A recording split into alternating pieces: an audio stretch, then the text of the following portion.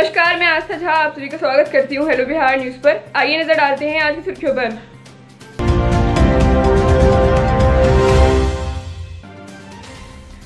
बिहार में कोरोना के आंकड़े। कुल मामले 1,52,192, कुल ठीक हो चुके 1,35,791, कुल मौतें 775, सक्रिय मामले 15,626।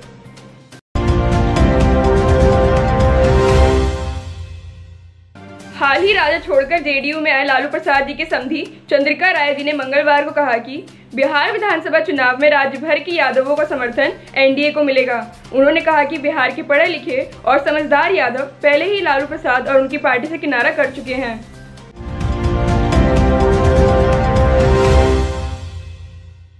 बिहार में विधानसभा चुनाव को लेकर वाम दलों ने प्रचार प्रसार तथा बैठकों का दौर युद्ध स्तर पर शुरू कर दिया है। वाम दलों के चुनाव प्रचार का मुख्य आधार लोगों से मिलना और छोटी छोटी मीटिंग करना तो है ही साथ तीनों दल सीपीआई, सीपीआईएम और भाकपा ने सोशल मीडिया के उपयोग की तैयारी भी कर ली है।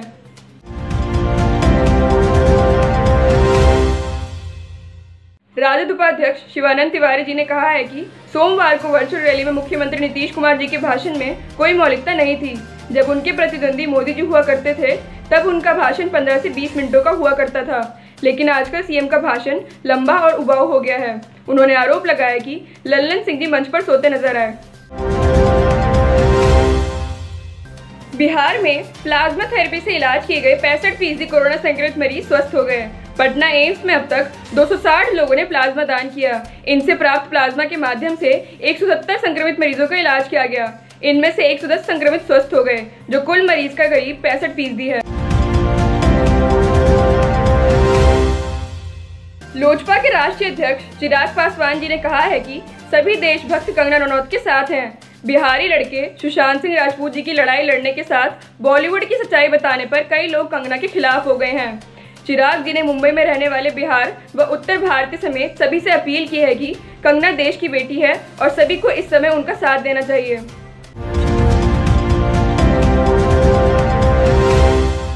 पिकअप चालक से गश्ती के दौरान अवैध उगाही मामले में साहेबगंज थाने में तैनात एएसआई और महिला सिपाही समेत 4 पुलिस कर्मियों को निलंबित कर दिया गया है। उक्त कार्रवाई एसएसपी जयंत कांत जी ने की है। सरैया एसडीपीओ राजेश शर्मा जी की रिपोर्ट के आधार पर कार्रवाई की गई है।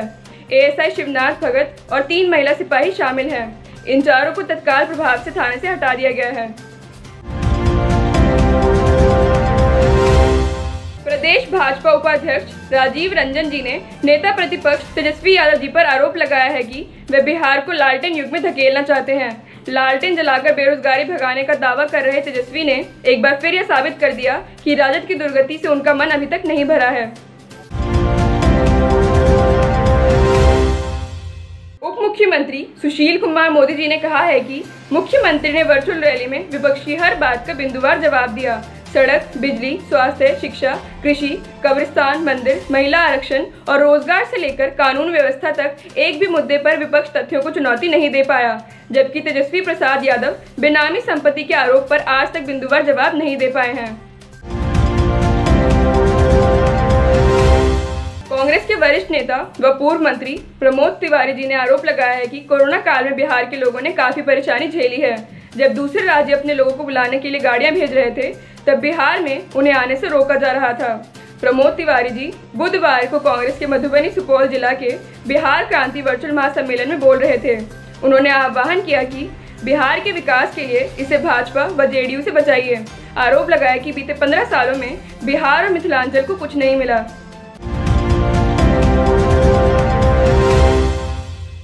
स्वास्थ्य मंत्री मंगल पांडे जी ने कहा है कि नेता प्रतिपक्ष तेजस्वी यादव किसी भी चीज की कॉपी करने में माहिर है, लेकिन कॉपी करके भी वह जीवन में कभी सफलता प्राप्त नहीं कर सके।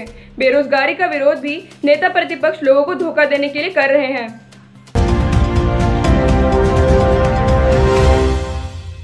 राजद के राष्ट्रीय उपाध्यक्ष डॉक्टर रघुवंश प्रसाद सिंह जी की तबीयत मंगलवार को अचानक खराब हो गई। उन्हें दिल्ली स्थित एम्स के आईसीयू में भर्ती कराया गया। वे पिछले 1 माह से दिल्ली में ही हैं। जानकारी के अनुसार उन्हें सांस लेने में परेशानी हो रही थी, साथ ही बार बार खांसी की शिकायत थी।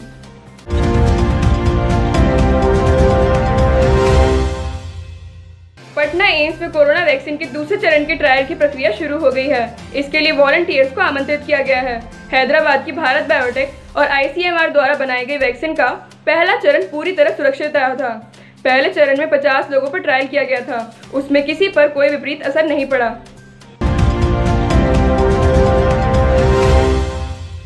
विधानमंडल दल के नेता सदानंद सिंह जी ने महागठबंधन में सीट बंटवारे में हो रही देरी पर नाराजगी जाहिर की। उन्होंने कहा कि मैं तो कह कहकर थक गया, लेकिन कोई सुनवाई नहीं हो रही। अब चुनाव में समय ही कहां बचा है, कब प्रत्याशी तय होंगे और कब वह तैयारी करेंगे। वहीं सदानंद जी ने आरोप लगाया कि नीतीश सरकार हर मोर्चे पर फेल है।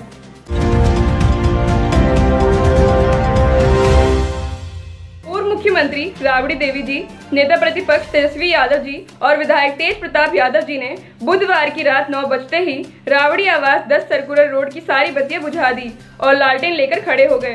राजद का यह अभियान बेरोजगारी और सरकारी संस्थानों के निजीकरण के खिलाफ स्वयंसेवी संगठनों और बेरोजगार युवकों के आह्वान पर शुरू किए गए आंदोलन के समर्थन में था।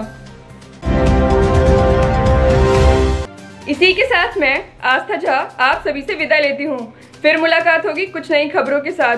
तब तक के लिए अपना और अपने परिवार का बहुत ख्याल रखें। आशा करती हूँ आपको हमारा न्यूज़ प्रोग्राम पसंद आया हो। इसे लाइक एंड शेयर ज़रूर करें। धन्यवाद।